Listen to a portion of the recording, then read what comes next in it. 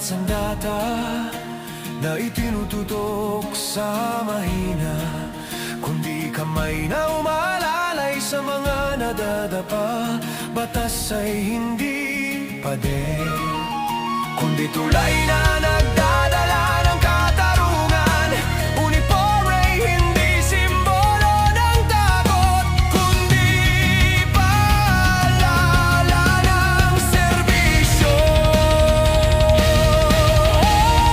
Proteksyon, hindi opresyon. Isang mundong makatao, makatarungan at malaya. Ang tunay na lakas ay sa kamay na handang tumulong. Hiram lang ang kapangyarihan, panahon na para lumingon. Ang bahiyan ay hindi dapat entablado ng pang-aabuso na laganap. Purgesyo, hindi opresyon. Isang mundong makatao, makatarungan at malaya.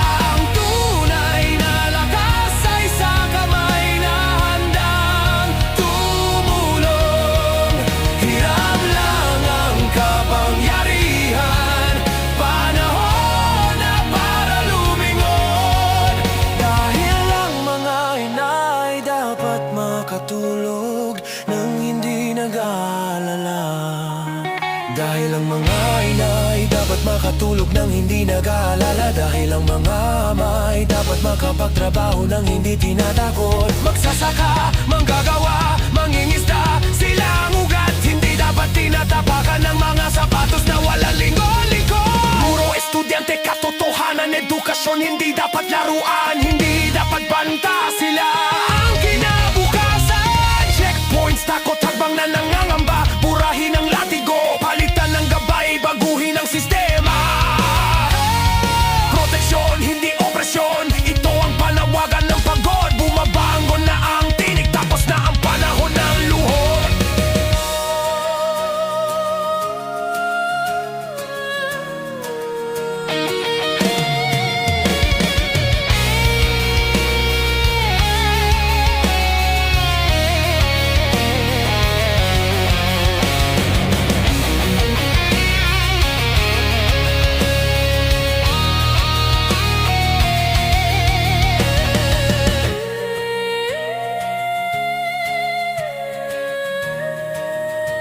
Hindi lahat tayo yuyuko.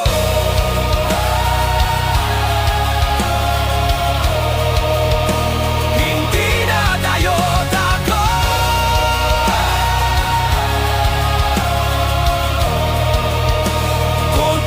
Proteksyon, pandako. Progresyon, hindi opresyon. Isang mundong makatao, makatarungan at malaya. Ang tunay na lakas ay sa kamay na handang tumulong. Hiram lang ang kapangyarihan, panahon na para lumingon.